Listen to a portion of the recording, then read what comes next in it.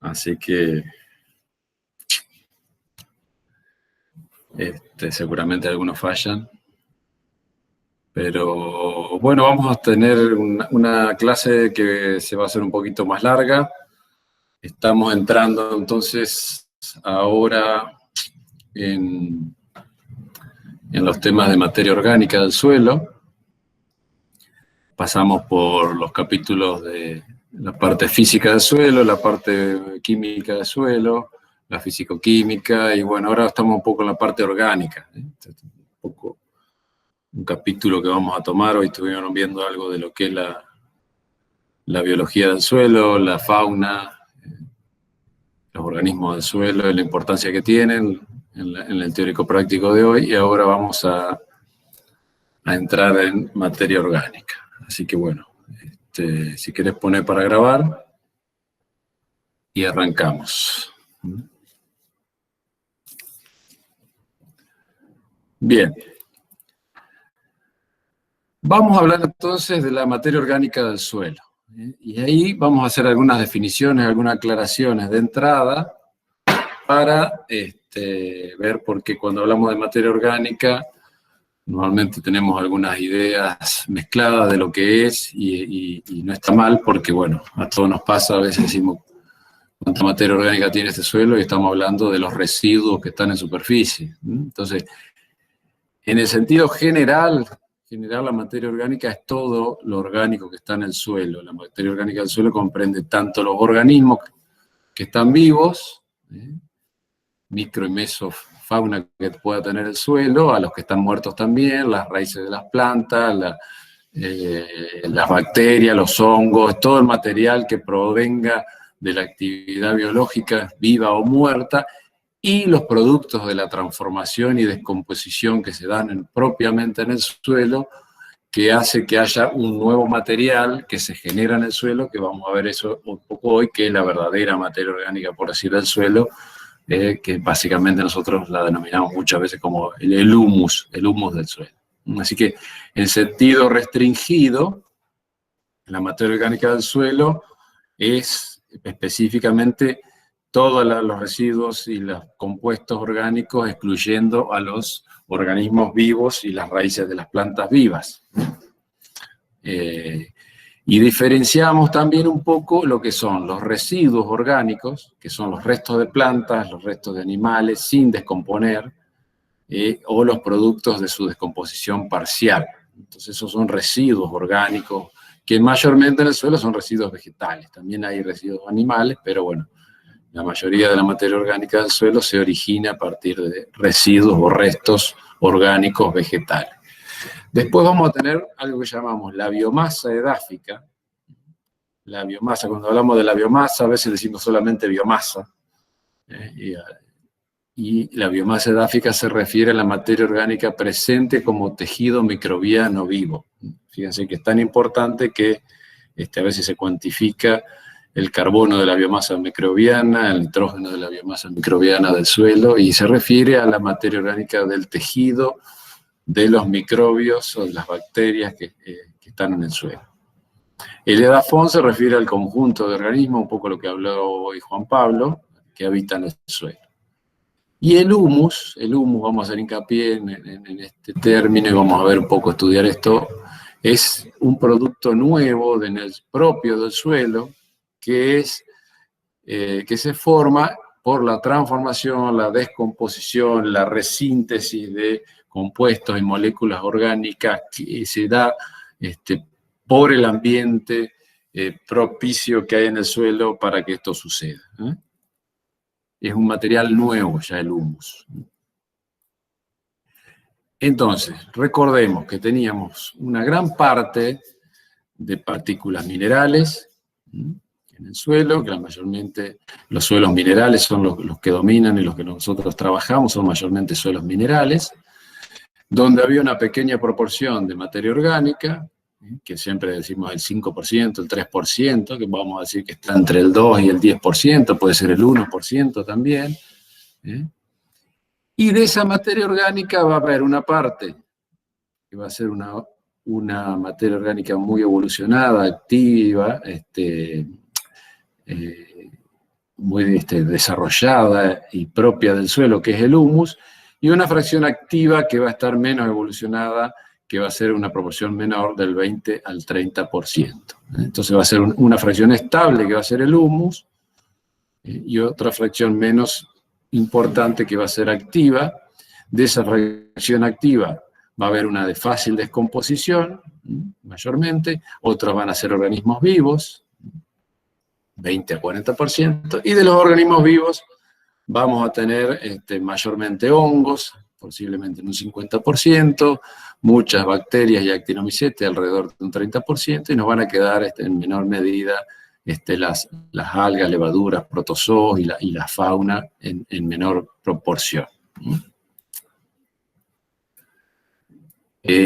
Los residuos que dan origen a la materia orgánica básicamente son residuos de plantas, así que la materia orgánica va a derivar de estos residuos de plantas, que van a ser mayormente hidratos de carbono o carbohidratos, lo que va a llegar al suelo, una buena proporción de lignina, que se va a mantener bastante estable, ya vamos a ver, los lípidos, que también son un poco duraderos a veces, y las proteínas, que son lo más preciado de los residuos que llegan al suelo. A partir de esta composición, entonces, es que los principales constituyentes de los residuos orgánicos que llegan al suelo, podemos subdividir un poco y entender por qué el proceso que van a sufrir estos compuestos a partir de la composición y la facilidad o la dificultad que tengan estos compuestos de degradarse o de ser degradados por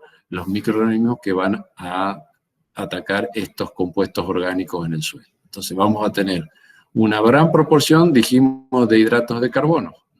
De esos hidratos de carbono, mayormente las plantas están compuestas, sobre todo por las paredes celulares, si recuerdan, de celulosa y hemicelulosa, por eso una gran proporción de las plantas, de los residuos, estos compuestos, y en menor proporción de los hidratos de carbono vamos a tener almidón y azúcares, que son de más fácil digestión para los microorganismos.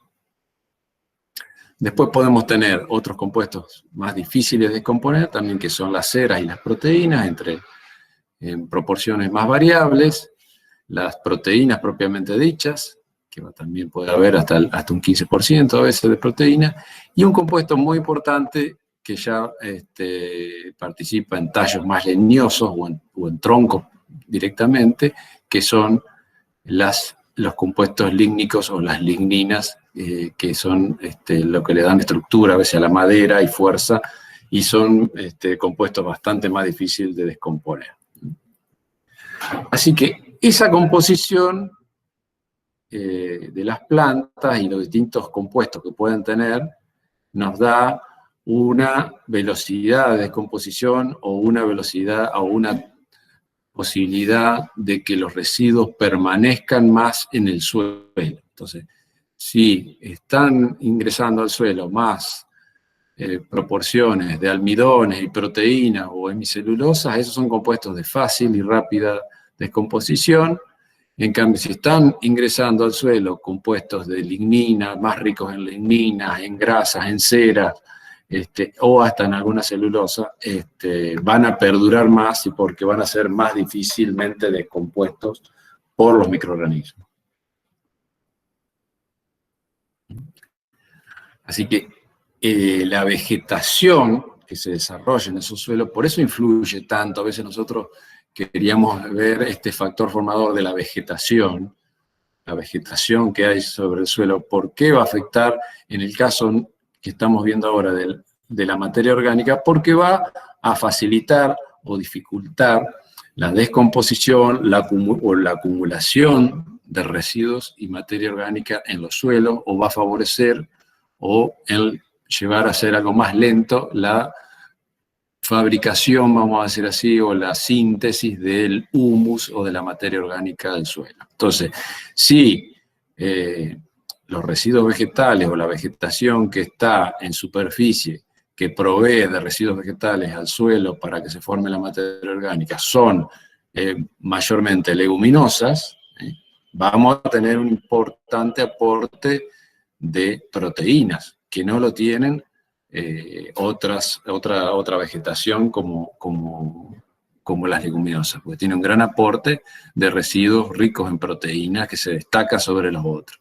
Si son gramíneas perennes, si son pastizales, por ejemplo, de gramíneas perennes, vamos a tener un aporte de un material muy balanceado, mayormente de celulosa, que no es ni muy rápida la descomposición ni muy lenta, entonces va a ser un material que va a evolucionar bien en el suelo.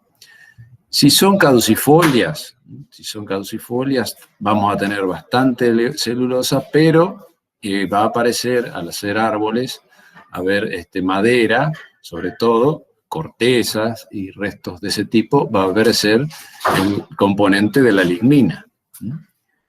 Si hay coníferas, algo parecido, mucha lignina, muchas resinas y taninos que aparecen en las maderas y en las hojas.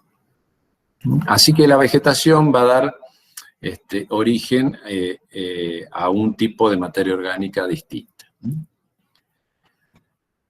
A nivel general, entonces, podemos decir que en la materia orgánica del suelo vamos a tener una parte viva, que son mayormente los microorganismos, que no supera mucho más que el 5% de la materia orgánica total del suelo, del carbono orgánico del suelo. Y la mayoría de la materia orgánica del suelo va a ser materia orgánica no viva. Van a ser constituyentes de residuos mayormente vegetales o restos de animales o microorganismos que dan origen a la materia orgánica del suelo.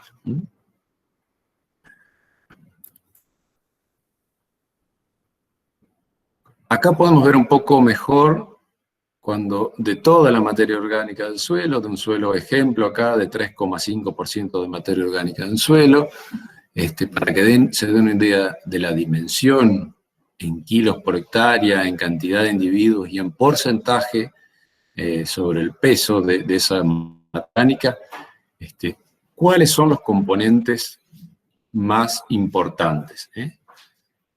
Fíjense, el componente más grande, que ocupa el 75%, son las sustancias húmicas.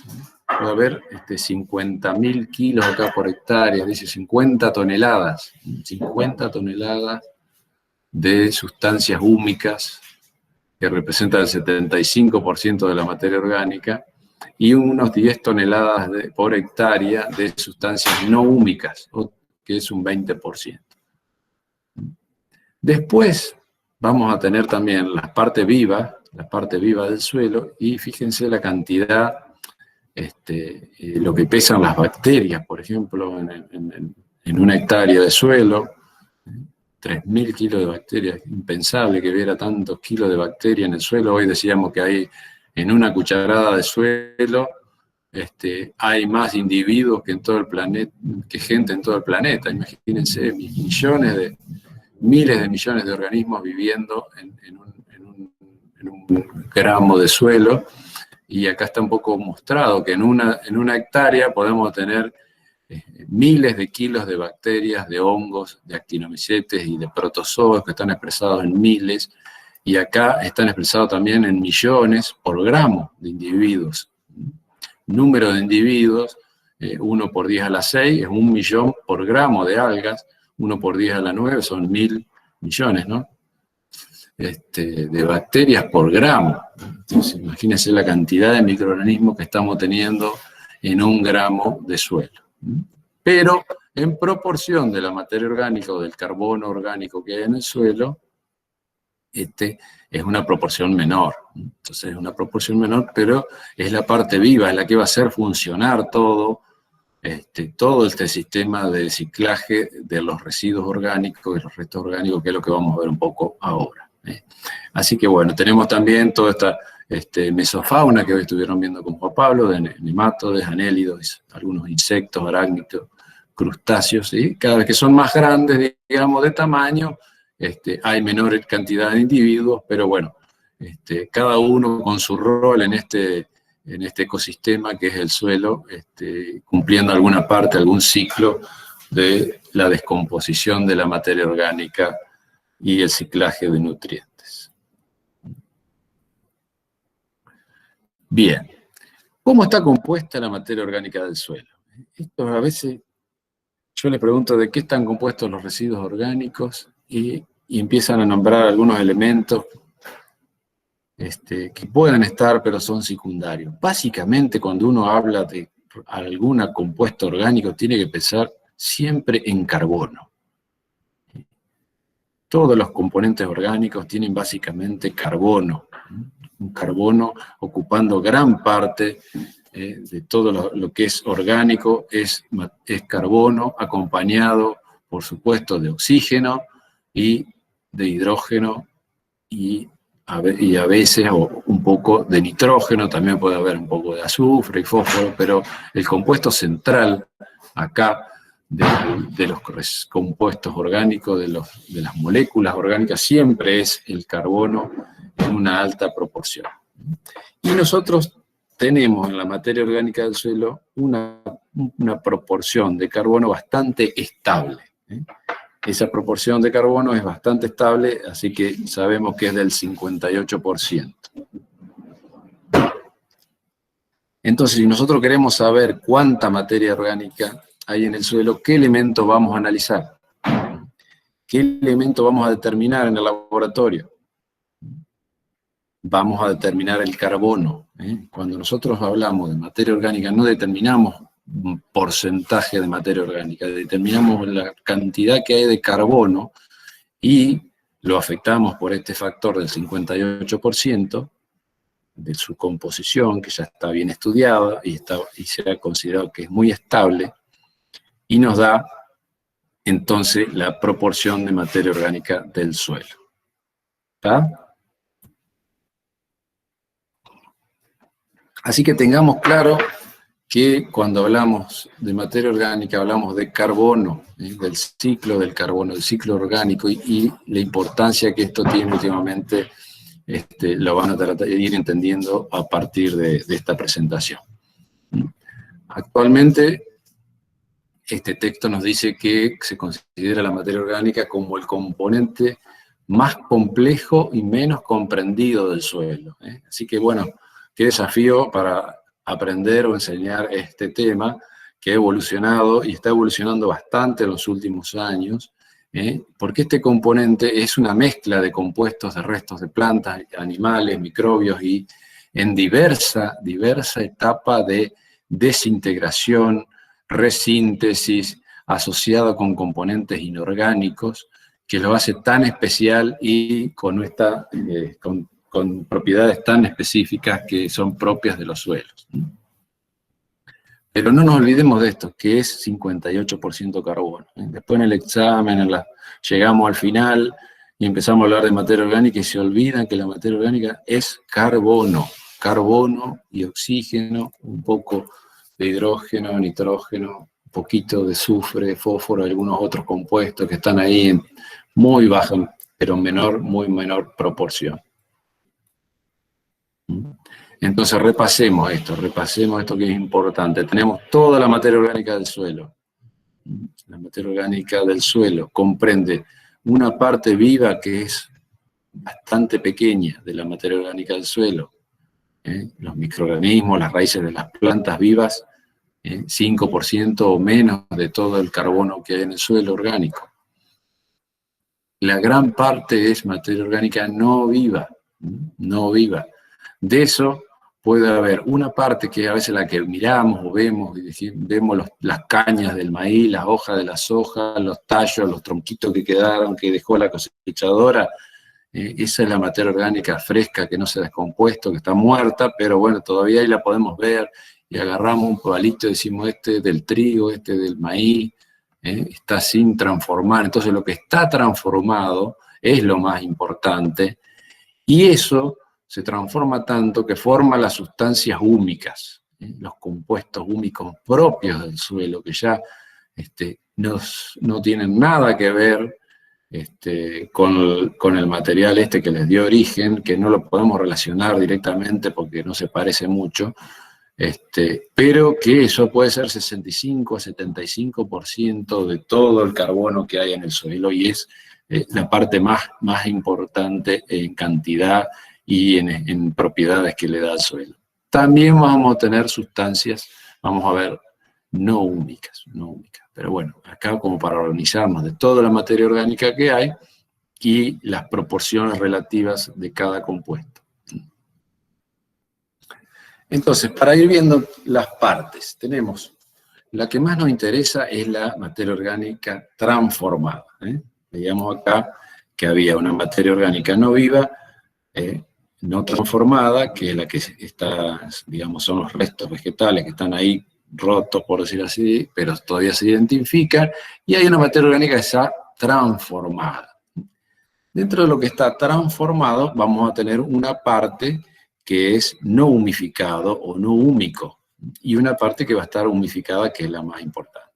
Dentro de lo que no está humificado, nos van a quedar los compuestos más simples de la degradación de las principales moléculas o componentes de los tejidos vegetales, animales o microbianos que hay, que llegan al suelo. Entonces vamos a tener principalmente carbohidratos provenientes de la celulosa, por ejemplo, monosacáridos, de los azúcares, de los almidones, vamos a tener monosacáridos, polisacáridos, ¿no es cierto?, que van a derivar de esos compuestos, las ligninas, los taninos, que van a dar estos productos de la descomposición de los residuos vegetales, algunos glucósidos directamente, y algunos ácidos o sales y algunos ésteres también van a estar presentes ahí de la degradación de los tejidos vegetales. También nos van a quedar algunas sustancias lipídicas, como las grasas, las ceras, algunos aceites esenciales, y algo de resina, si el material es resinoso, como son algunos pinos, y van a quedar los derivados de las proteínas, como son los compuestos resinados, nitrogenados, perdón, y por supuesto algunos pigmentos y otros compuestos menores no humificados.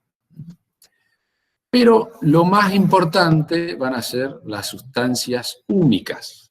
Las sustancias húmicas originadas de la descomposición de estos productos transformados que por algún grado de oxidación, polimerización, resíntesis, dan lugar a estos compuestos nuevos que ganan peso molecular, se unen unos con otros y forman unas sustancias compuestas nuevas y propias del perfil, propias de la edafogénesis. ¿Qué características tienen estas sustancias? Están muy polimerizadas, es decir, que hay compuestos que vamos a ver como que se repiten, y eso le da un peso relativamente alto, un peso molecular alto, son moléculas grandes, son las que tienen color oscuro y le dan color oscuro al suelo, y por eso hablamos alguna vez de melanización, ¿se acuerdan? Tienen propiedades coloidales, por supuesto, que vimos en el capítulo de compuestos coloidales, tienen capacidad de intercambio, todas cargas variables en los grupos funcionales, y esos compuestos que son los que le dan permanencia, que sobreviven, ya vamos a ver un poco por qué, son normalmente compuestos aromáticos y alifáticos que dominan estas sustancias húmicas. Estas sustancias húmicas, la primera clasificación o división que vamos a ver es muy antigua, pero se sigue usando, entonces es la clasificación de las sustancias húmicas en ácidos húmicos, fúlvicos y huminas, y los ácidos hematomelánicos. ¿De dónde sale esta clasificación?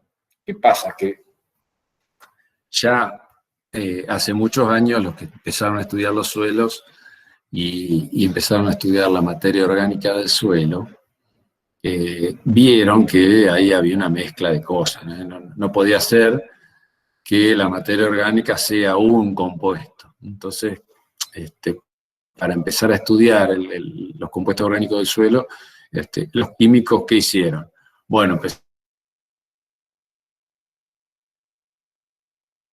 empezaron a ver qué solubilidad qué solubilidad tenían estos compuestos. Entonces, lo primero que vieron, por ejemplo, era que se agitaban una muestra de suelo en una solución alcalina, como vemos acá el primer paso, pone una solución alcalina, agitan suelo y queda una parte queda un residuo insoluble.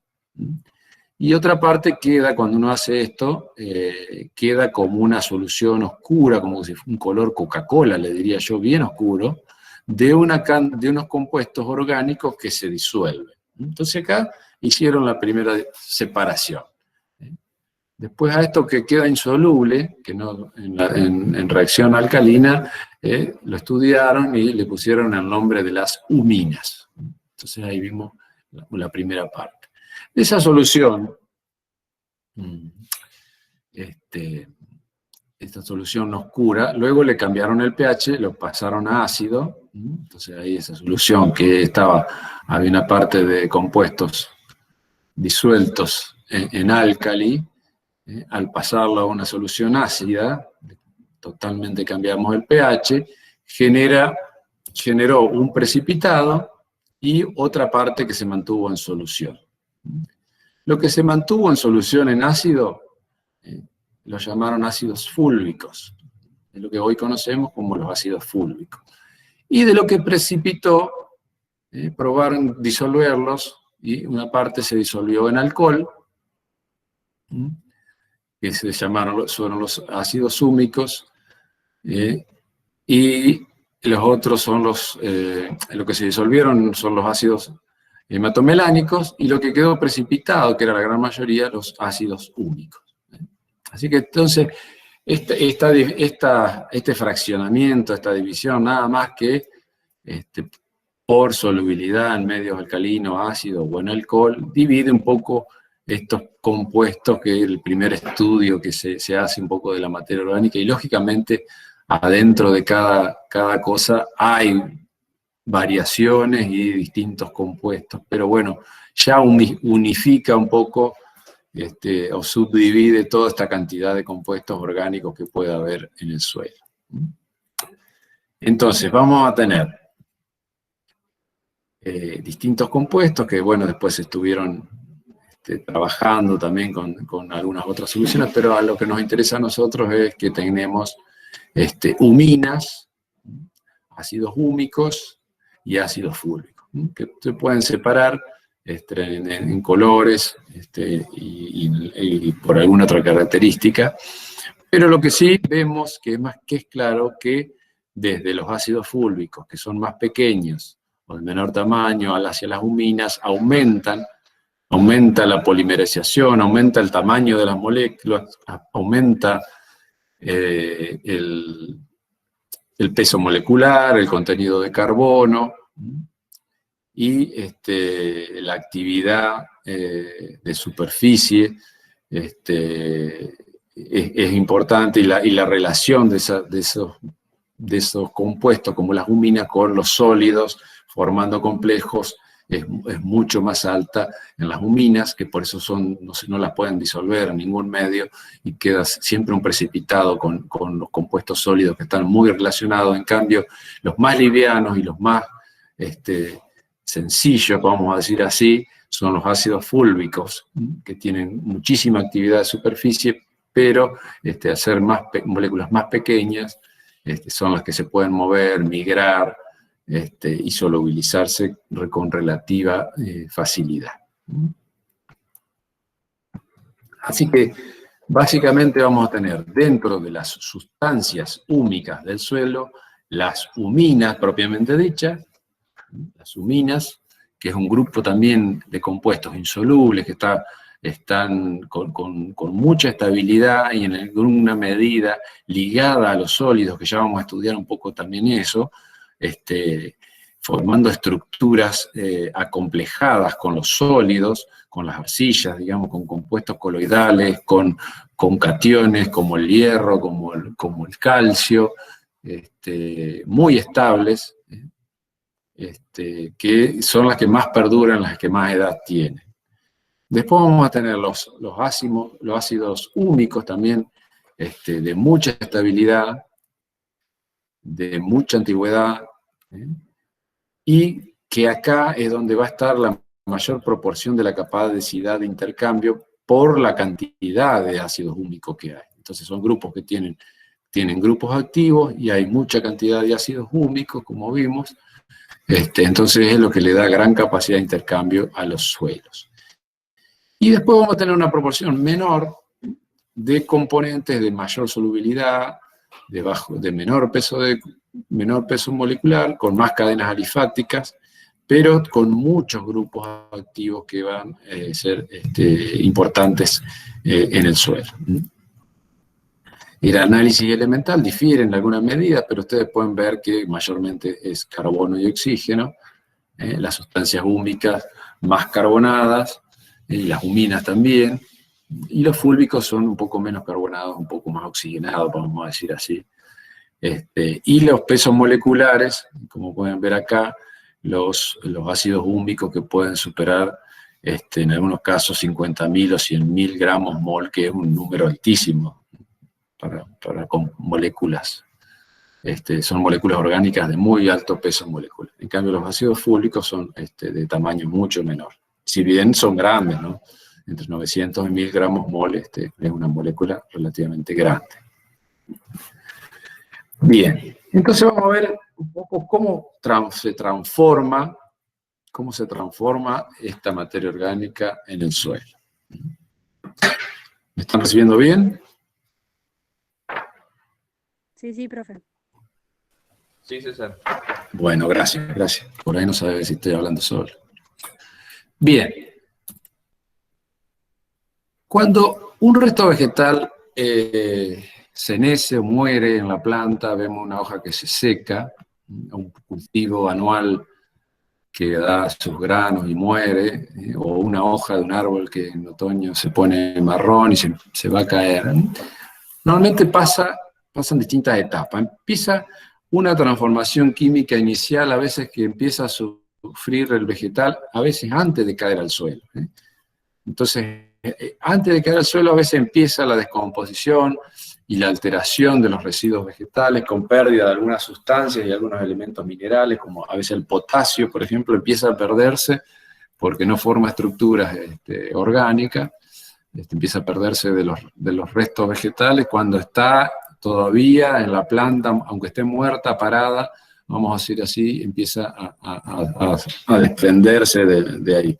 Y algunas sustancias también con algún grado de solubilidad empiezan a alterarse en alguna medida. Finalmente, cuando cae o empieza a caer sobre la superficie, o cuando puede ser atacado por la mesofauna o la macrofauna que habita sobre el suelo o en las primeras superficies del suelo, empieza a haber una disminución del tamaño y una mezcla con la fracción mineral, y esta disminución del tamaño y mejora del contacto de los residuos vegetales con las partículas sólidas del suelo hace que estos residuos vegetales empiezan a perder la estructura, la forma y la composición que tenían, que era muy parecida al vegetal que les da origen, y empiezan a diferenciarse cada vez más, alterándose y diferenciarse de lo que era su tejido original, y siendo atacado y degradado cada vez más por los microorganismos y por la acción climática, hasta que forman compuestos totalmente distintos y no identificables, totalmente distintos a los originales y no identificables de su origen. Los residuos vegetales, que llegan al suelo, tienen dos vías para seguir, y esto es importante que lo tengan claro. Un residuo vegetal, el tallo, una hoja de una planta, las raíces o lo que nosotros coloquemos sobre el suelo orgánico, puede seguir la vía de la humificación o la vía de la mineralización. Este es un concepto que ustedes tienen que tener bien claro. Es como que cada residuo orgánico que cae al suelo va a tomar, cada molécula de carbono puede tomar dos caminos. Uno es ir hacia la humificación, a formar la materia orgánica estable del suelo, que va a transformar profundamente y se va a formar esos compuestos polimerizados y estabilizados, que es el humus, o se va a mineralizar, se va a destruir totalmente ese compuesto orgánico, se va a transformar en compuesto mineral, por eso hablamos de mineralización total, y van a producir como productos finales el dióxido de carbono, amoníaco, agua, etcétera, que son los productos de la oxidación total de la materia orgánica. Entonces, estos dos procesos se están dando continuamente en el suelo, y están bastante equilibrados, podemos decir, que si nosotros no estamos metiéndonos en el suelo y alterando este equilibrio, la materia orgánica que se está formando, se está humificando, se está formando un nuevo humus, más o menos está equilibrado con la materia orgánica que se está destruyendo, y se está mineralizando y liberando compuestos inorgánicos. Entonces hay una estabilidad entre humificación y mineralización, si nosotros no alteramos este equilibrio.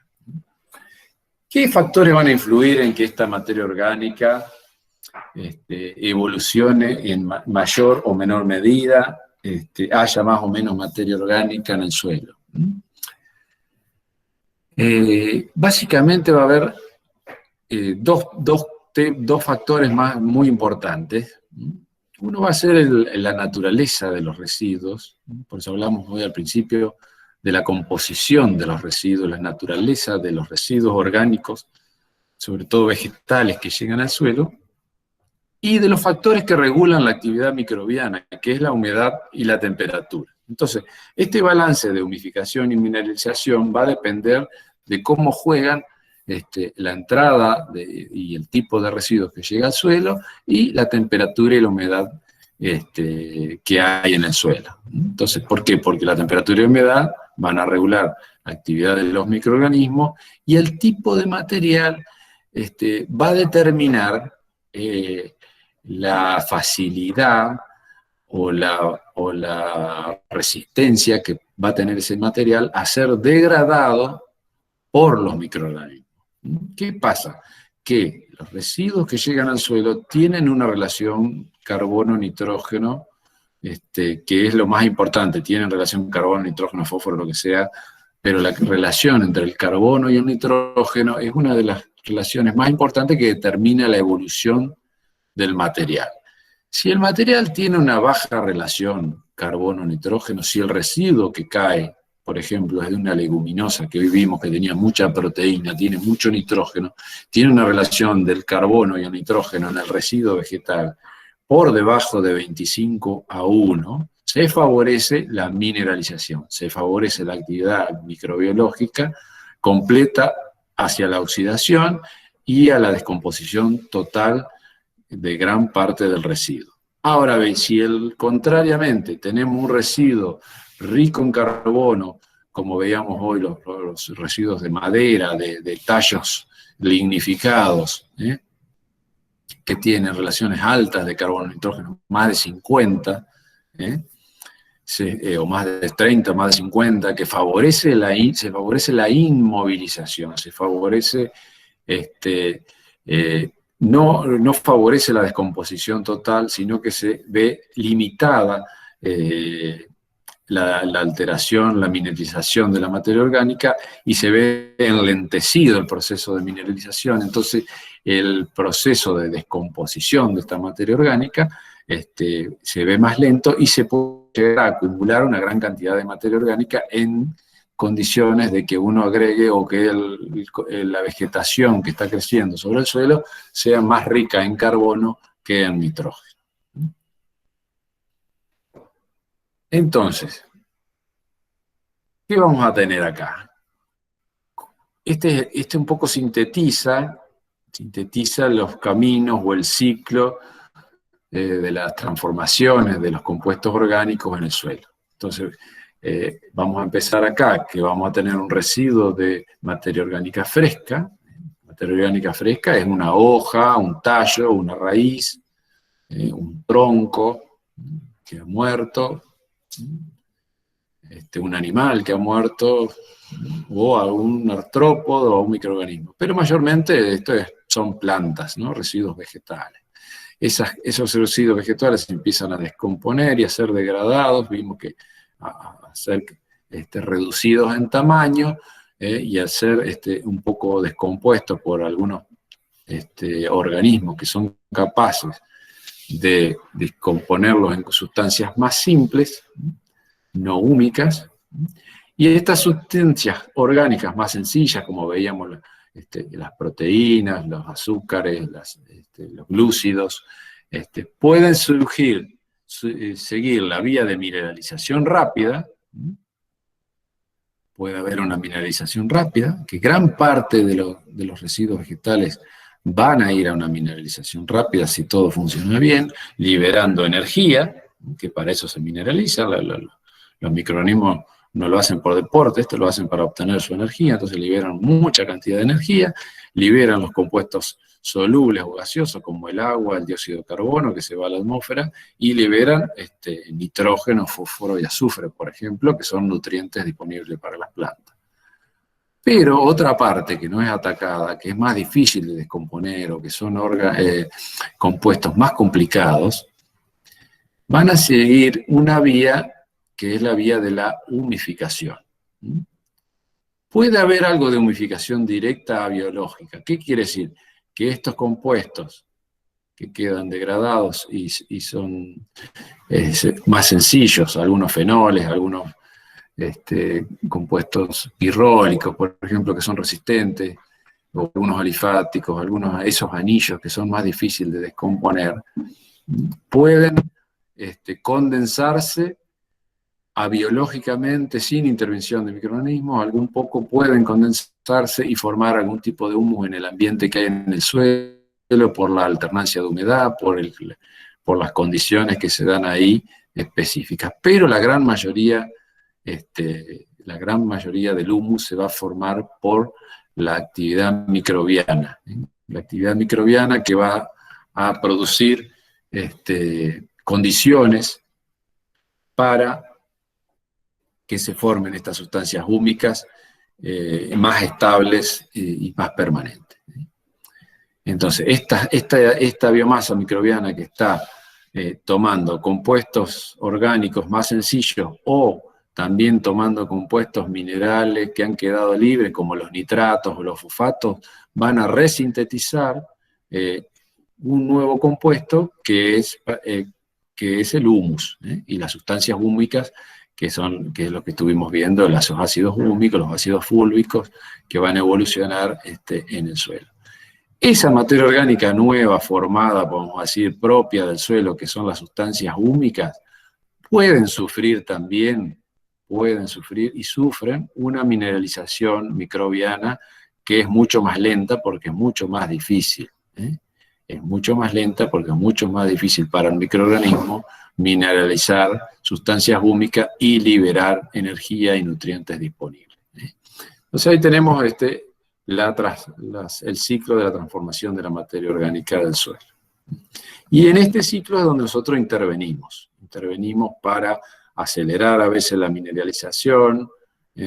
Esta mineralización que normalmente es rápida, la hacemos a veces más rápida. Esta mineralización que es lenta, la hacemos más rápida. Y de acá producimos nutrientes disponibles para las plantas.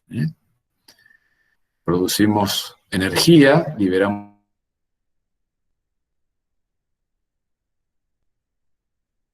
energía, cultivos.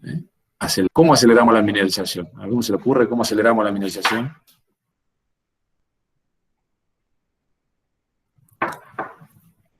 ¿Aumentando la temperatura? Podemos calentar todas las hectáreas del campo en una sartén grande. Yo pensé que era, no sé,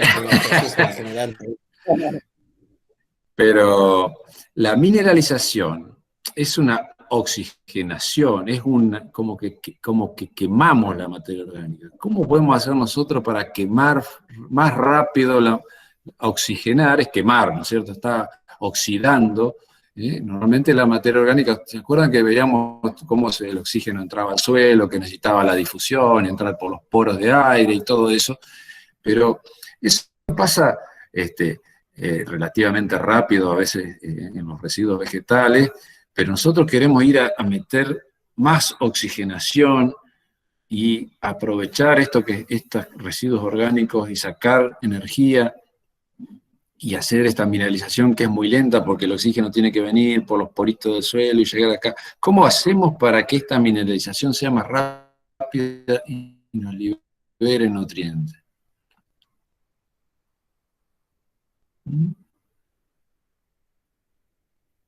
¿Cómo podemos hacer?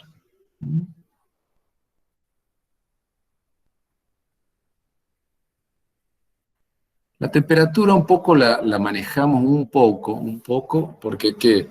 Podemos hacer que el suelo se caliente más, ¿no es cierto? Si lo dejamos descubierto en el verano y toma temperatura, sí.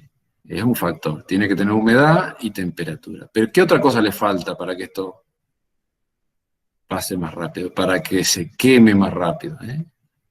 Si nosotros queremos que el fuego para hacer el asado sea más rápido, ¿qué hacemos? Y darle aire, lo remueve al suelo. Exacto, le damos aire. Acá el secreto nuestro para acelerar este ciclo es darle aire. Entonces, para darle aire, le pegamos una arada para un lado, le pegamos una arada para el otro, lo mezclamos con aire a la tierra, le damos aire, le damos poros. Entonces ahí entra aire a la tierra y esta biomasa microbiana, que está respirando despacito porque le está llegando aire solamente por difusión y por los poros chiquitos que tenía, no tiene mucho poro, le hacemos mucha porosidad y le metemos mucho aire y mucha superficie y le damos temperatura y humedad, porque se acumula la humedad porque no hay plantas, y entonces tenemos una gran actividad microbiana que empieza a digerir la materia orgánica, a quemar materia orgánica, a liberar dióxido de carbono y nos da para nosotros los nutrientes que queremos. Entonces eso fue el secreto del arado y del laboreo. Uno de los beneficios era este. Ahora nos pasamos a la siembra directa y esta mineralización vuelve a ser un poco lenta. Entonces al volver a ser lenta, la materia orgánica, en vez de tender a mineralizarse e irse naturalmente por mineralización rápida, y la lenta se hace más rápida, y en vez de acumular humus en la labranza convencional, ahora volvemos a la siembra directa para enlentecer la mineralización y acumular un poco más de sustancias húmicas y tener un suelo con más materia orgánica.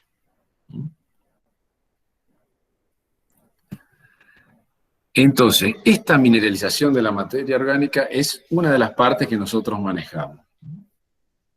Y es un concepto que tiene que tenerlo bien claro porque en otras disciplinas puede entenderse distinto. Nosotros en ciencia del suelo hablamos que la mineralización es el pasaje de los residuos orgánicos, de la materia orgánica del suelo, que se descomponen y liberan formas inorgánicas, solubles o gaseosas, que pasan a la atmósfera o pasan a la solución del suelo. La mineralización para nosotros es lo opuesto de la inmovilización. Entonces, si hay oxígeno, que es lo que normalmente queremos que haya, porque ahí le metemos el arado o damos condiciones de oxigenación para el suelo, la materia orgánica utiliza como oxidante al oxígeno, la materia orgánica se oxida y libera dióxido de carbono y agua. Y a la vez los nutrientes que necesitamos. Si hay un medio anaeróbico, ¿qué pasa? El aceptor de electrones deja de ser el oxígeno y pasan a ser otros compuestos como los nitratos, entonces puede haber una condición desnitrificante que genera un gas con efecto invernadero, puede haber compuestos reducidos como vimos, ¿se acuerdan en el capítulo de atmósfera edáfica? El manganeso es uno de los primeros que es el que nos da los moteados, y el hierro es otro que se reduce. Entonces, la reducción del hierro y el manganeso, con liberación de dióxido de carbono.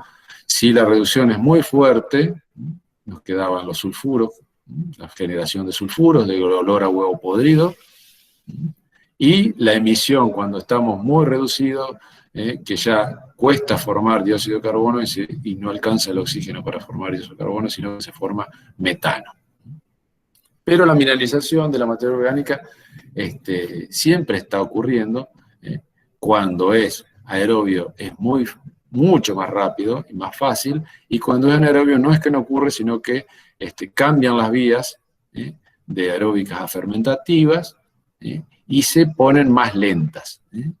Entonces, ¿en qué condiciones va a acumularse materia orgánica o va a reducirse la mineralización? O sea, mineralización va a haber en condiciones aeróbicas y en condiciones anaeróbicas. ¿Cuál va a ser más rápida o más fácil, la mineralización aeróbica o anaeróbica? ¿Qué dicen?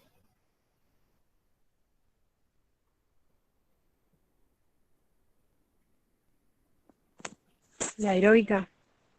La aeróbica va a ser más fácil y más rápida. Cuando haya algún grado de anaerobiosis, vamos a entrar por estas vías. Y estas vías son más lentas, más complicadas. Y entonces, si la mineralización es más lenta, ¿qué va a pasar con la materia orgánica?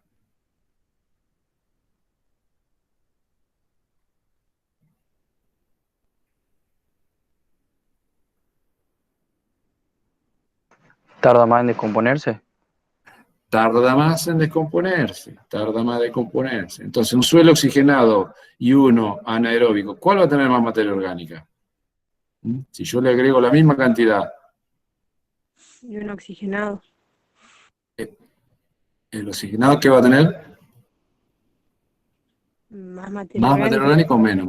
Más materia orgánica, no, porque se va a mineralizar. Menos materia orgánica va a tener. Claro.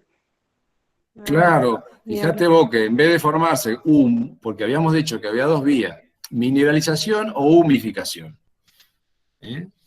Entonces, la gran mayoría de la materia orgánica es la que está humificada. Entonces, esta materia orgánica, si tiende más a mineralizarse porque el medio es aeróbico, entonces no se acumula tanto. Pero si hay una condición de reducción, de falta de oxígeno, la materia orgánica tiende a acumularse. Entonces, un factor de acumulación de materia orgánica o de aumento de la materia orgánica es que haya poco oxígeno o menos oxígeno. Lo que hacíamos con el laboreo, poner más oxígeno, quemamos materia orgánica. Si el suelo tiene poco oxígeno, poca aireación, pocos poros de aire, la materia orgánica tiende a acumularse o tiende a mineralizarse menos, en realidad. Entonces, al mineralizarse menos o más lento, se acumula.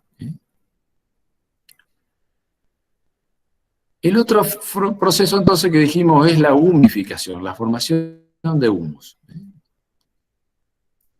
La formación de humus o humificación es un proceso bastante complejo. No es que ustedes van a aprenderlo, pero tienen que tener idea de que de los residuos vegetales que van a liberar compuestos simples, como la celulosa, las proteínas, la lignina, van a dar unos productos que vamos a llamar precursores, que ya los vamos a ver, de todos esos compuestos que liberan los tejidos vegetales, que vamos a tener, por ejemplo, los azúcares, las proteínas, los microorganismos se van a comer, vamos a decir, lo más fácil de comer.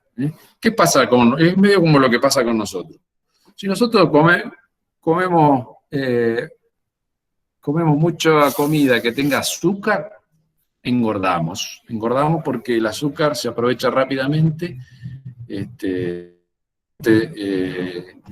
se digiere fácilmente, libera la energía. Entonces, ¿qué hace el nutricionista? Nos dice que comamos compuestos más difíciles de gestión o que tengan menos energía, que evitemos los azúcares, que comamos fibras, por ejemplo, las fibras. Entonces, lo mismo pasa en los microorganismos. Las fibras son los compuestos más difíciles de digerir, persisten más en el suelo. Y esos compuestos que persisten más en el suelo, que son más difíciles de digerir, que son más difíciles de oxigenar, son los que van a dar origen a la materia orgánica propia del suelo, al humus del suelo por condensación. por condensación, y que es la unión de esos compuestos que están, que van quedando de la digestión y la degradación de otros compuestos más complejos, van quedando estas partes de las moléculas que son más difíciles de descomponer, y por condensación y polimerización, y unión de estos compuestos de unos con otros, que es facilitada por un pH neutro, donde hay mucha actividad bacteriana, por eso un pH neutro, no es que el pH en sí va a pegarla, sino que en ese pH neutro va a dar mucha actividad bacteriana, unas condiciones microaerófilas. ¿Qué quiere decir? Que no está reducido, pero tampoco está tan oxigenado. Entonces, si no está tan oxigenado, la mineralización no está tan favorecida. Hay mineralización, hay un poco de oxígeno para que vivan los organismos aeróbicos, pero no tanto para que vivan esos otros microorganismos que descomponen todo y largan todo el carbono al aire. Y, por supuesto, unas condiciones de temperatura y humedad para que estos microorganismos vivan confortablemente. Y así se da la formación del humus. Entonces, fíjense acá para que ustedes vean los compuestos simples que quedan ahí, que nosotros podemos ver como precursores del humus. Básicamente dijimos que el humus se forma a partir de quinonas y fenoles. ¿Por qué? Porque estos compuestos de cadenas alifáticas, como la glucosa, son de fácil descomposición. En cambio, los compuestos cíclicos, como los pirroles, las quinonas y los fenólicos, son mucho más difíciles de ser atacados por los microorganismos y sobreviven entonces a la acción de degradación, digestión o mineralización que realizan los microorganismos. Entonces, son los compuestos que van quedando, como decíamos acá, polifenoles aromáticos, compuestos fenólicos, que van quedando después de que los microorganismos atacan todos estos compuestos que derivan de los residuos vegetales, y van quedando como residuos de esa digestión parcial de estos compuestos, van quedando todos estos compuestos cíclicos, que terminan siendo precursores que luego por condensación, polimerización, se van pegando unos anillos con otros, y terminan formando estas sustancias, los compuestos de peso molecular más grande, que son los ácidos húmicos y los ácidos fúlvicos. Entonces, un poco para que tengan idea, fíjense que gran parte de la estructura de un ácido húmico y aún de un ácido fúlvico está dada por anillos fenólicos, bencénicos, pirrólicos, que son bastante resistentes al ataque de los microorganismos, y por ahí alguna cadena de azúcar que le queda pegada, que es lo que se puede comer de algún microorganismo más fácil, pero ir a cortar un anillo de esto tiene que tener una tenaza bastante más grande para actuar, y necesita bastante mejores condiciones. Habiendo cadenas alifáticas, para degradar, se van a degradar antes esas otras cadenas. El ácido fúlvico, ustedes pueden ver la diferencia de tamaño, y también pueden ver los grupos activos. Fíjense ustedes estas dos moléculas, ahora siempre las pedimos en el examen que las dibujen ustedes. ¿Cuál de las dos moléculas estas tiene más cantidad de grupos activos por unidad de peso molecular? ¿Cuál de las dos moléculas esta le parece que tiene más actividad de superficie, donde puede tener cargas variables, donde puede tener pH titulable, como dijimos la otra vez, pH no intercambiable? ¿El ácido fúlvico o el ácido húmico? ¿Cuál de las dos tiene más actividad, más grupos activos?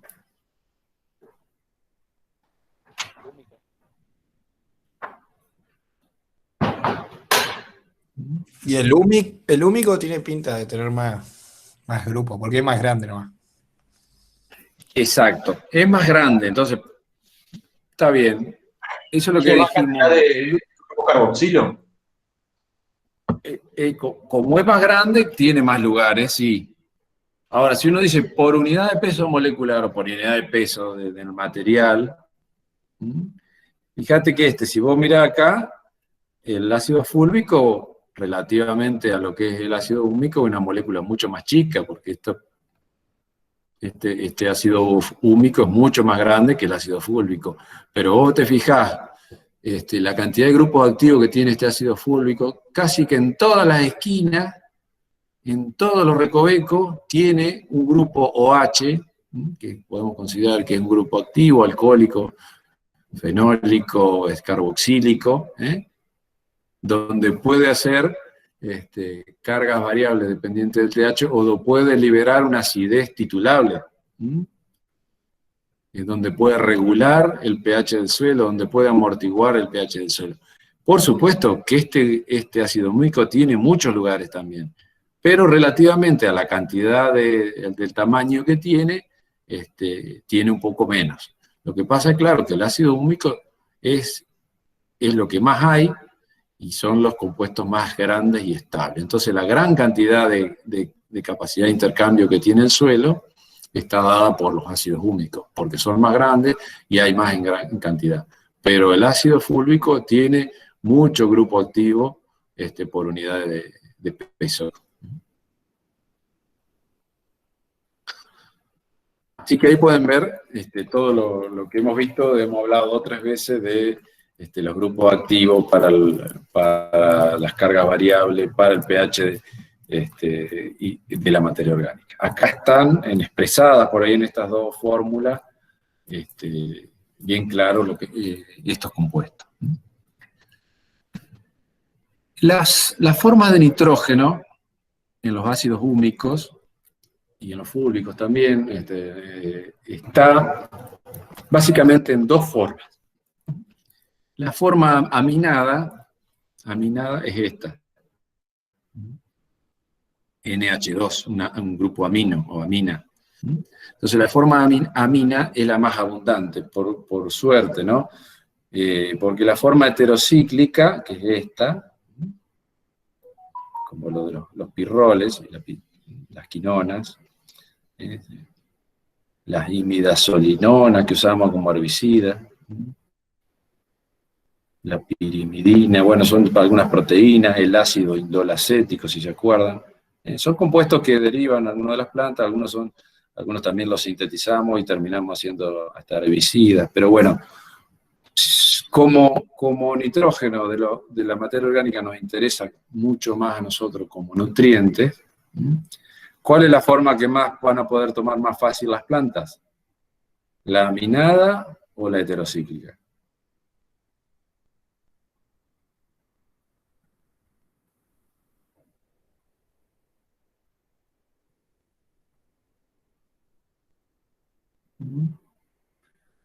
¿Cuál forma de nitrógeno va a ser más fácil liberada por los microorganismos primero para que las plantas la tomen? ¿No se escuchó?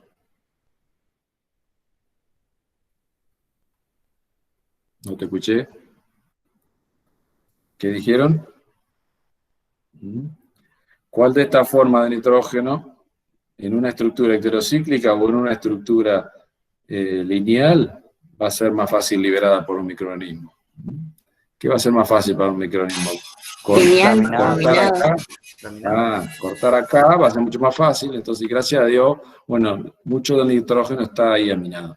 El nitrógeno que está acá, si él tiene que venir a cortar un microorganismo, este ciclo, o más difícil, entonces bueno, aprovechar este nitrógeno acá es mucho más difícil. Así que bien, ahí tenemos nitrógeno que es aprovechable para las plantas. Bien, entonces ya vimos un poco lo que es, alguna duda de lo que era la humificación y mineralización, porque es importante, los 2 caminos nos van a determinar que haya más o menos materia orgánica en el suelo. En ese concepto de que hay un equilibrio entre la humificación y la mineralización, y ese equilibrio está dado por la vegetación y el clima que acontece en ese suelo, es que a los edafólogos allá de principio de la historia que hablamos de allá de fines de 1800, empezaron a ver esto, los procesos y los tipos de suelo que había relacionados con la vegetación y el clima, empezaron a hablar de los tipos de materia orgánica o los tipos de humus que se formaban, hicieron una clasificación ecológica del tipo de materia orgánica o tipo de humus que evoluciona en distintas condiciones ecológicas. Entonces, cuando estudiaron los sistemas o los ecosistemas de pasturas, con mayormente residuos de pasturas de gramíneas o herbáceas, digamos, estepas donde no había árboles, vamos a decir así, en pasturas, vieron que ahí se desarrollaba una materia orgánica bien evolucionada, con mucha biodiversidad de microorganismos, con buena productividad de cantidad de biomasa y de actividad biológica, a eso se refiere la productividad, con poca acumulación. Vieron que en estas condiciones no habría una gran acumulación de residuos orgánicos que no se estaban descomponiendo por alguna razón en la superficie, por eso no había mantillo abundante, y sí había una humificación y formación de una integración de estos compuestos orgánicos que se forman en el suelo con los sólidos, y una combinación de agregados, órganos minerales que llegaban en profundidad en el suelo. Y esas condiciones ecológicas, que son una de las más favorables, la llamaron al humus mul. El humus mul, donde se daban esas condiciones muy buenas. Por otro lado, vieron que en los bosques fríos, donde se desarrollaban coníferas o praderas alpinas con árboles de coníferas que generaban condiciones de acidez, de clima frío, húmedo, donde había baja productividad de materia orgánica, porque hay un clima frío, de condiciones de residuos bastante resinosos, de difícil descomposición, se formaba otro tipo de humus que se daba con un lugar donde había dificultad para degradar esa materia orgánica debido a las condiciones de frío y a las condiciones resinosas de lignina que tenía ese material. Y ahí vieron que ese material se acumulaba y daba origen a otro tipo de humus que llamaron mor, que es el que vimos nosotros clásico de spodopsoles. En condiciones intermedias de bosques menos fríos o no tan abundantes, con más mezcla de residuos herbáceos, y no tan dominado por esa condición tan extrema de frío y de solamente coníferas, se dio un humus intermedio que llamaron moder. En esas tres condiciones, bueno, bien claras de los tres humus aeróbicos que describieron sobre todo en Europa, en Rusia, vieron que el mul es el más alterado, el que más produce nitratos, que los nutrientes son asimilados directamente a partir de las raíces, que hay una gran cantidad de microorganismos y fauna edáfica, que hay lombrices y bacterias, y que la relación del material orgánico del suelo, de ese humus ya, no del residuo, sino que del humus propio, ese que está ahí descompuesto, es una relación de carbono-nitrógeno alrededor de 12, 10, 12, 14, son el humus bien evolucionado, el mul. En cambio, por el otro lado, el mor El MOR tienen problemas para descomponerse totalmente, al ser unas condiciones frías y ácidas, la cantidad de microorganismos que se pueden desarrollar, sobre todo de bacterias, es escasa.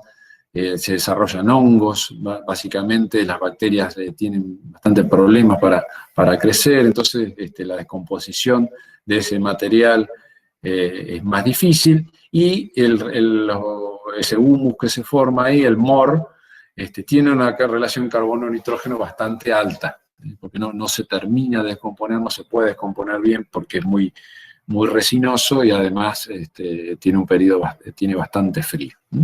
Y las condiciones del humus MODER son intermedias, hay un poco más de actividad de microorganismos, y hace que esta relación carbono-nitrógeno de este material, del humus, sea entre 16 y 25.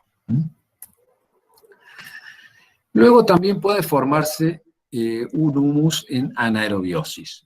El humus que se forma en anaerobiosis, el más típico que ustedes van a ver o conocer o van a escuchar, es la turba. La turba no es más ni menos que la descomposición de los residuos dentro del agua. Imagínense ustedes que hay árboles o que hay plantas que crecen en lagunas o pantanos. Entonces, cuando las hojas o las ramas de esas plantas se caen sobre el agua, ahí se terminan hundiendo, yéndose al fondo, y ahí esa agua no tiene mucho oxígeno, por supuesto. Entonces, esa materia orgánica, esos residuos orgánicos, se descomponen en un medio permanentemente saturado con agua. La mineralización, por supuesto, es muy lenta. Entonces, los residuos se van transformando por un proceso que se llama más putrefacción que mineralización. Los restos se transforman, pero en muchos casos uno puede estudiar estos residuos de este humus, como la turba, y si uno los mira al microscopio o los ve con alguna lupa y tiene conocimientos, puede clasificar o ver bien ese residuo a qué planta pertenecía. Así que hay una poca transformación, y por eso estos restos vegetales poco transformados se llaman fibristi o horizontes fibrísticos, ¿sí? Y cuando están un poco más transformados, que ya cuesta identificarlos, son saprísticos, pero se parecen bastante a tejidos, o se nota que son restos de plantas, ¿sí? A veces se pueden hasta clasificar o ver bien esos residuos a qué planta pertenecen, y a veces no tanto, pero se nota que eso es parte de una planta, ¿no? Y no llega a ser el humus como el mul, que directamente es una molécula totalmente nueva. Entonces ahí tenemos muy baja actividad biológica y la relación carbono-nitrógeno muy alta. Y eso es lo que genera la turba. La turba, que son horizontes orgánicos prácticamente, en muchos casos llegan a ser, la turba llega a ser un horizonte orgánico, y llega a ser un orden de suelo, en muchos casos. Ya no es un suelo mineral, sino es un suelo orgánico, que se llaman histosoles, suelos directamente desarrollados sobre materia orgánica. Hay una condición de humus intermedio, aeróbico-anaeróbico, que está dentro de los humus anaeróbicos, que es el ANMOR. Este humus evoluciona bastante bien, tiene momentos en los que está oxigenado y momentos en los que está saturado de agua, entonces forma este tipo de humus propio de suelos gley, suelos que están, ¿se acuerdan los suelos gley? Eran los que estaban saturados de agua en gran parte del año. Y acá hay una evolución un poco, cuando hay una etapa oxigenada, que la materia orgánica evoluciona, y hay actividad biológica en una época del año en que puede evolucionar este humus. Bien, ahora bien, vamos a ver un poco cómo es que esta materia orgánica se puede estabilizar y proteger. ¿Cómo es que se puede estabilizar y proteger y perdurar? Porque eso nos interesa, por qué perdura en el tiempo.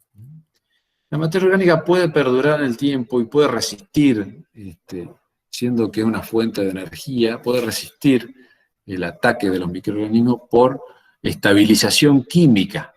Puedes ver esta estabilización química que es resultado de la unión entre compuestos húmicos orgánicos y no húmicos con partículas minerales, como limos y arcilla, que forman complejos órganos-minerales estables. Entonces, esa estabilización de complejos órganos-minerales es una de las que les da mayor perdurabilidad y mayor estabilidad a la materia orgánica y mayor dificultad a los microorganismos para degradar, mineralizar a la materia orgánica. Entonces, estos compuestos orgánicos estables, como vimos las huminas, ¿se acuerdan? Las huminas, que son compuestos orgánicos asociados a partículas como las arcillas, que vamos a ver cómo se asocian, que forman complejos a órganos minerales, son muy difíciles para que los microorganismos lo puedan atacar. Entonces,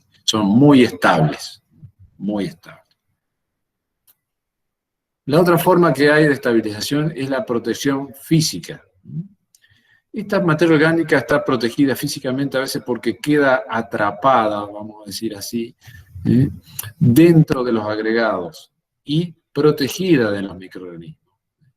Entonces a veces algunos estudian esto, agregados de mayor tamaño, agregados de menor tamaño, porque algunos tamaños muy pequeños de agregados, hay materia orgánica que está en esos agregados ahí adentro, y claro, en unos lugares, en unos sitios muy aislados, o poros muy pequeños, que hace que la difusión de gases y de nutrientes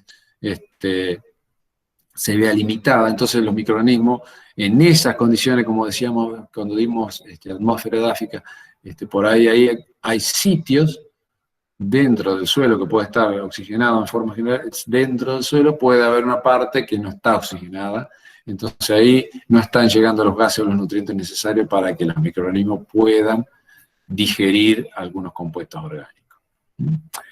Y la otra forma de estabilización es la bioquímica, que se refiere al alto contenido de compuestos estables como la lignina y los polifenoles que vimos hoy, que son mucho más difíciles de ser atacados y sobre todo cuando están condensados. Entonces, estos materiales de lignina y polifenoles muy condensados, dominados, una molécula que está dominada por lignina y polifenoles, se la llama a veces en materia orgánica recalcitrante.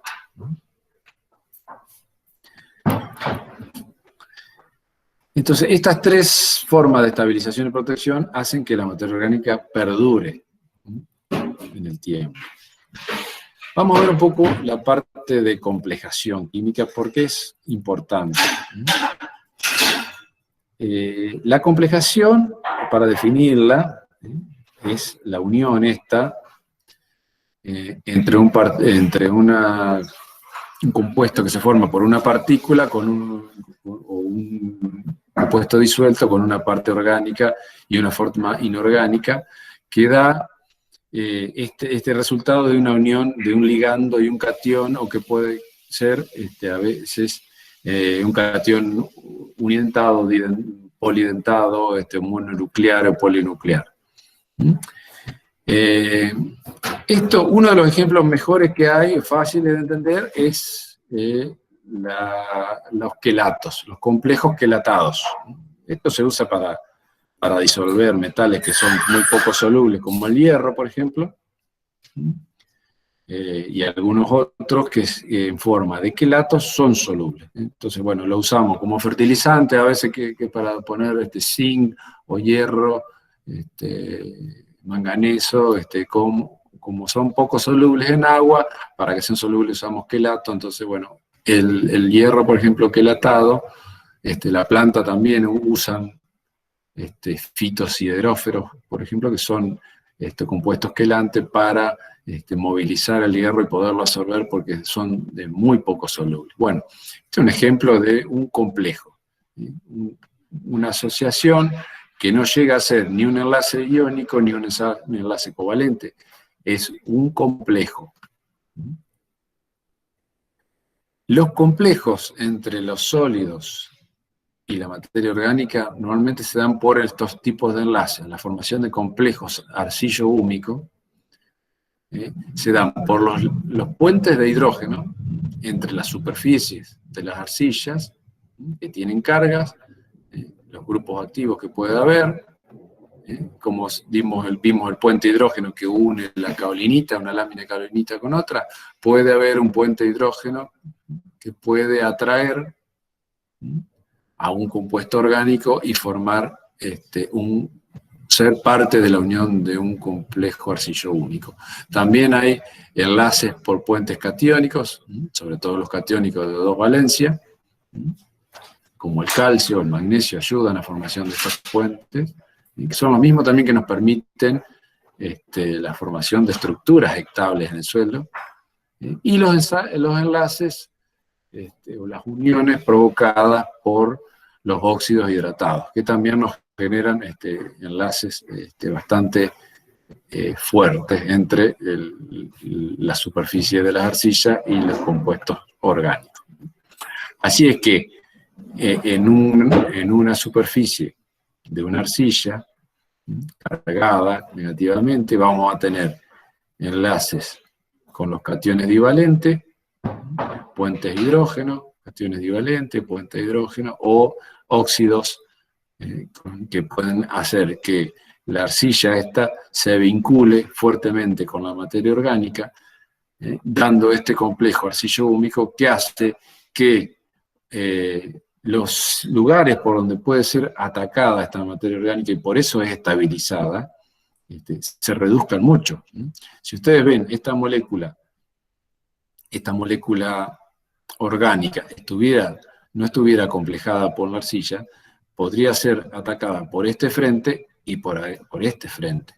En cambio, al estar acomplejada con la materia orgánica, solamente puede ser atacada por los microorganismos en este frente. Entonces está mucho más protegida y eso le da perdurabilidad.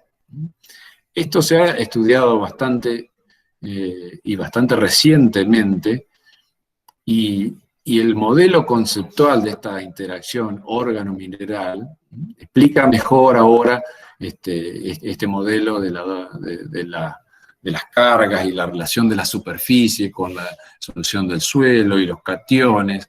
Fíjense que es bastante más complejo que el dibujito que a veces hacíamos para explicar la doble capa difusa y los coloides, que son modelos que explican también algunos procesos y que nos permiten entender algunas cosas, pero que en realidad, ahora que hay técnicas que permiten ver con difracción de rayos X, tomografías de difusión, de no sé qué, que permiten ver hasta las fórmulas prácticamente de los compuestos que se asocian, ver la relación entre los distintos sólidos que hay con los compuestos orgánicos que forman esta asociación órgano-mineral que hay en los suelos, y en realidad el intercambio de iones y la actividad de superficie se da como a una distancia de la superficie de las arcillas. Están viendo que acá tenemos una arcilla 2,1 tipo esmectita, que está relacionada con compuestos orgánicos. También hay una parte que es hidrofóbica, como que protege de la humectación, y por eso protege la estructura también, y del estallido, y de la humectación de las partículas. Y la zona activa, donde está dándose el intercambio con moléculas orgánicas más simples, o con los cationes que están acá en la solución del suelo, es esta zona un poco más alejada de la superficie. Y esa relación entre las arcillas 2,1 tipo esmectita o 2,1 tipo ilítica o kaolinítica va siendo estudiada cada vez en mejor medida.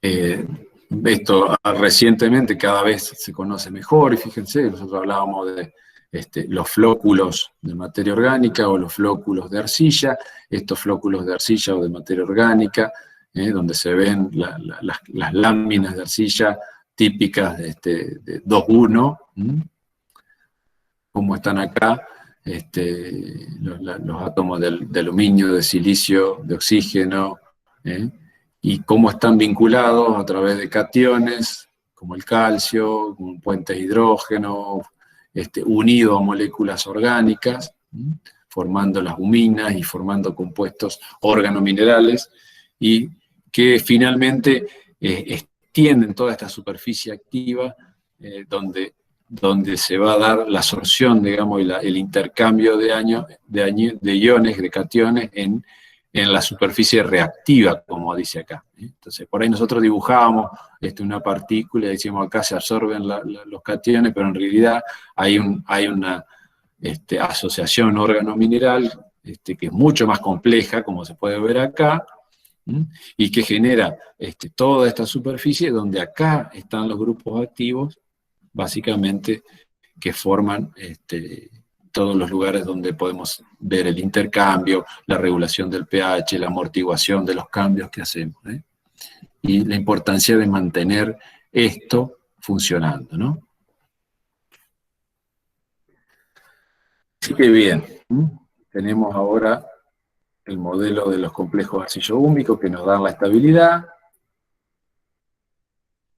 Y este modelo de arcillo-húmico es tan importante para nosotros porque nosotros tenemos mucha arcilla, mucha del tipo 2,1, que forma complejos arcillo-húmicos muy, muy estables con la materia orgánica en los suelos nuestros, que son bastante arcillosos.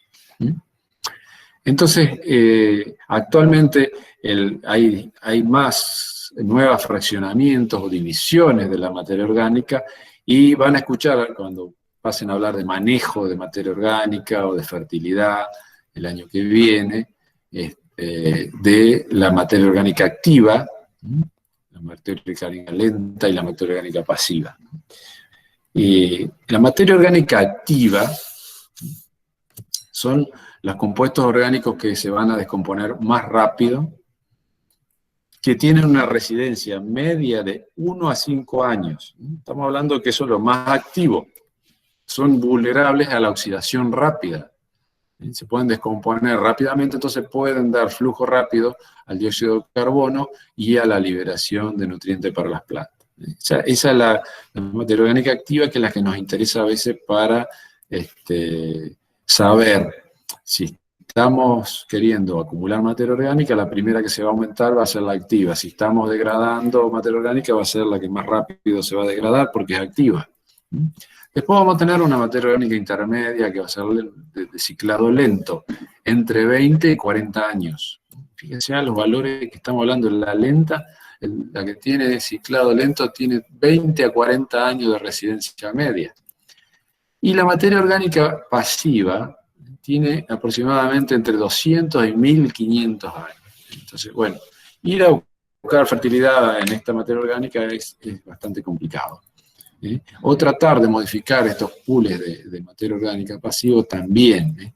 Esto se está estudiando mucho porque la materia orgánica es carbono. Acuérdense que la materia orgánica es carbono. Entonces, hoy tenemos el tema del calentamiento global, que está dado aparentemente por las emisiones de carbono. Y entonces queremos ver dónde está el carbono y dónde podemos guardar carbono y dónde podemos evitar que salga más carbono a la atmósfera, y cómo el que está en la atmósfera meterlo en algún lado para que la cantidad de dióxido de carbono en la atmósfera baje. Entonces, estudiamos esto con otro enfoque hoy, de saber cómo cicla el carbono en la materia orgánica de los suelos. Y si pudiéramos poner parte del carbono que está en el aire, que provoca el calentamiento global, en este lugar de la materia orgánica pasiva y guardarlo 1500 años, estaría buenísimo. Y entonces, después de vimos este fraccionamiento, habíamos visto un fraccionamiento químico por la solubilidad en ácido o en álcali, y últimamente se ha popularizado mucho este fraccionamiento físico de la materia orgánica, porque da explicación un poco a la velocidad de descomposición y a la posibilidad de acumular carbono o utilizar carbono para algo. Entonces, tenemos este fraccionamiento que es bastante nuevo de la materia orgánica, que habla de una materia orgánica particulada, nada más que por tamaño o por densidad, vemos esta materia orgánica que son fragmentos de materia orgánica de mayor a 250 micrones, la materia orgánica particulada gruesa, que es la más activa y lábil, y la materia orgánica particulada fina, que está entre 53 y 250 micrones, que es un poco más lenta, menos lábil. Estos son como residuos pequeñitos de fragmentos orgánicos. Después tenemos la más importante, como siempre, es la materia orgánica asociada al mineral. Ahí tenemos entre el 50 y el 85% de toda la materia orgánica del suelo está asociada al mineral, estabilizada químicamente ahí con esa acomplejación. Tiene muy poca biodisponibilidad y difícil de descomponer. Es el stock más resistente que tenemos de carbono. Después está un poco de materia orgánica disuelta. Ahí podemos encontrar que uno de los que veíamos compuestos que se disuelven, como los ácidos fúlvicos, puede estar ahí dentro de esta materia orgánica que está disuelta, libre, con menos de 0, pasa un tamiz de 0,45 micrómetros.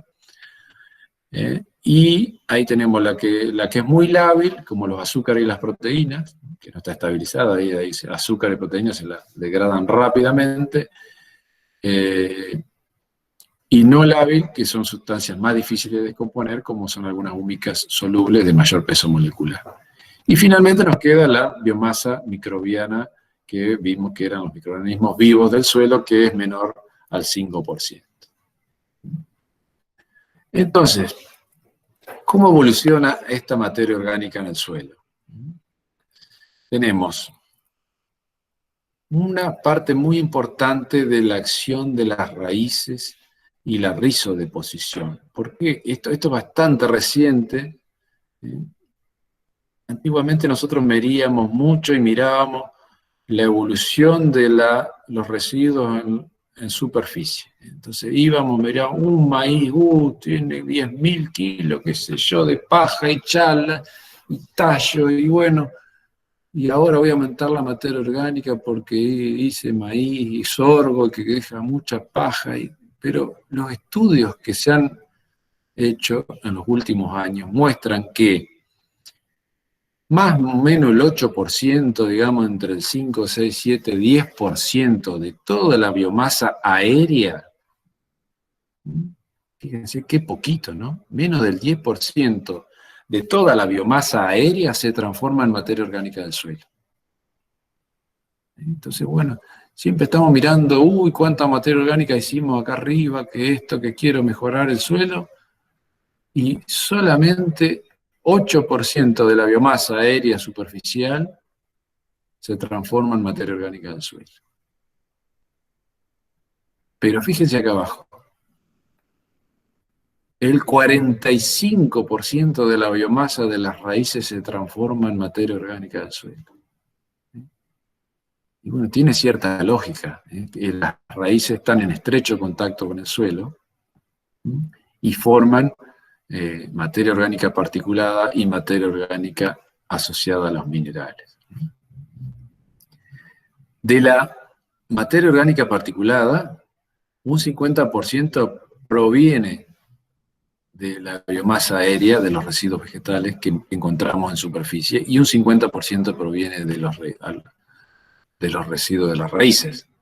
Pero de la biomasa, de la materia orgánica asociada a los minerales, que es la más estable, el 75% proviene o deriva de las raíces y la rizodeposición, o sea, los compuestos orgánicos que liberan las raíces y las bacterias que viven en la superficie de las raíces, que se llama rizósfera, que se llama rizodeposición. Todos esos compuestos orgánicos, en un 75% de la materia orgánica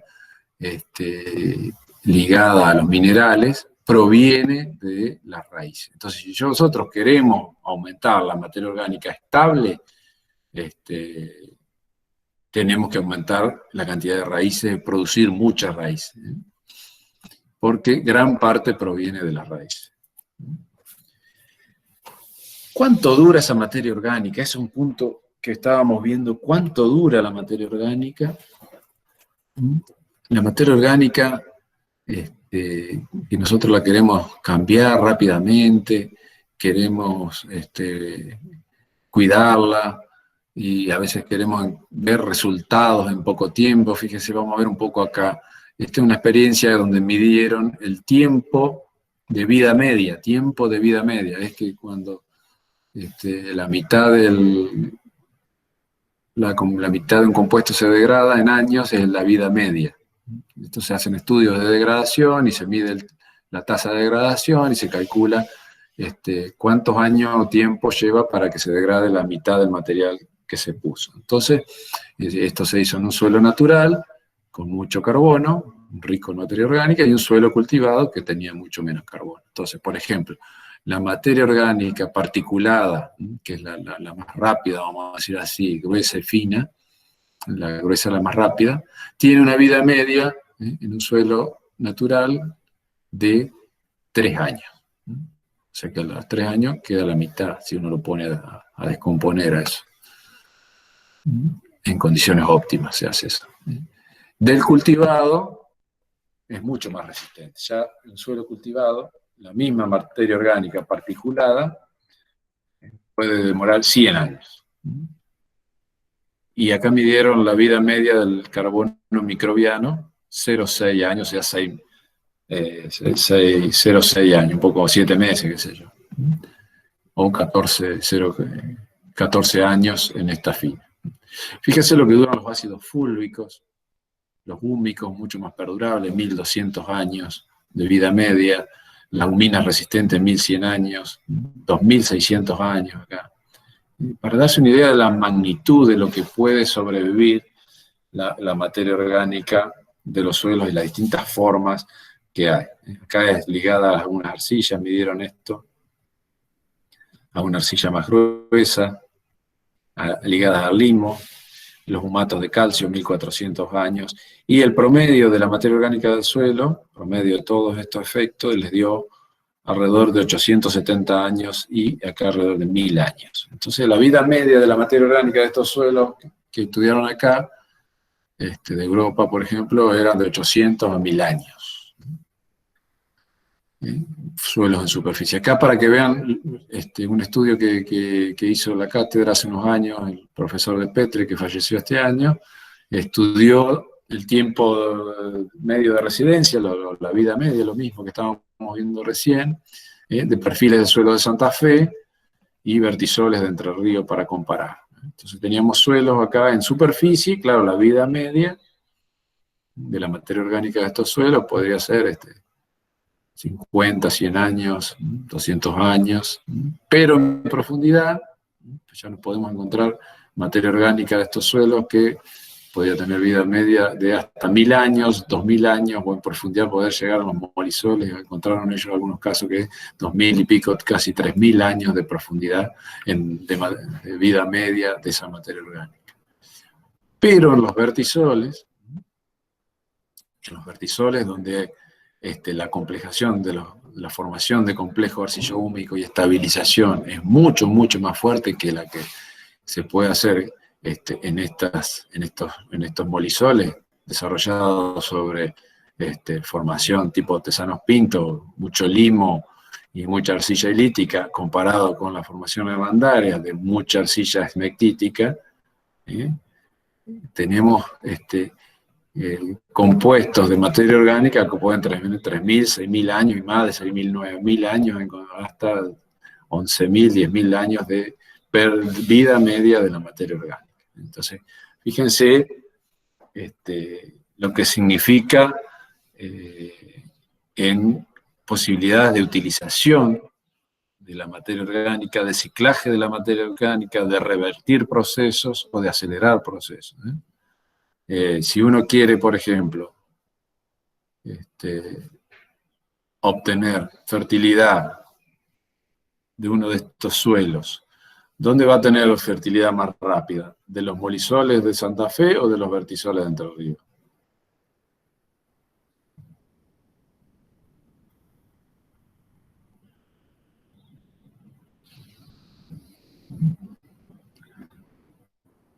donde la fertilidad o la evolución de la materia orgánica va a ser más rápida. En Santa Fe, en los molisoles de Santa Fe o en los vertisoles de Entre Ríos. Entonces, la fertilidad va a ser mucho más rápida en Santa Fe, va a ser un ciclaje más rápido de la materia orgánica en Santa Fe, donde va a haber una evolución de los nutrientes que se van a inmovilizar y mineralizar mucho más rápido que en los suelos arcillosos, vertisoles de Entre Ríos, donde el ciclaje de la materia orgánica es más lento y la perduración de esos compuestos orgánicos es de mucho más duración. Estamos terminando acá entonces con la primera parte. Yo creo que vamos a pasar a una segunda parte para otro día, porque si no vamos a estar terminando, vamos a cortar la grabación acá, Verónica. Y